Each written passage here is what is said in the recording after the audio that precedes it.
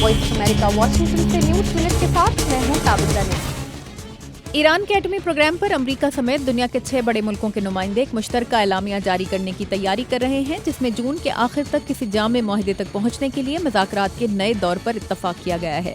Iran के एटमी programme पर बातचीत की खुदसाख्ता डेडलाइन आज खत्म हो रही है। ईरान ने यमन के बागियों को हथियार फराहम करने के इल्जामात को मुस्तरद कर दिया है। ईरान की सरकारी खबर रसाई एजेंसी ने वजारत खारजा की तर्जुमान मर्ज़िए अफ़हाम का बयान जारी किया है, जिसमें कहा गया है कि ईरान की तरफ से गैर फौजी तैयारों में सिर्फ इमदाद और दवाएं भेजी गई हैं। अक़वाम मुत्तहिदा के इदारा बराए इंसानी हुकूक और आलमी रेड क्रॉस ने यमन में सऊदी इत्तहाद के एक हफ्ते से जारी फिजाई हमलों में आम शहरियों की हलाकत पर तशवीश जाहिर की है। अक़वाम मुत्तहिदा के अमले ने शुमाली यमन में एक महाजिर कैंप पर होने वाले फिजाई हमले में कम अज़ कम 19 शहरी हलाकतों और 11 बच्चों समेत 35 शहरियों के जख्मी होने की तस्दीक की है।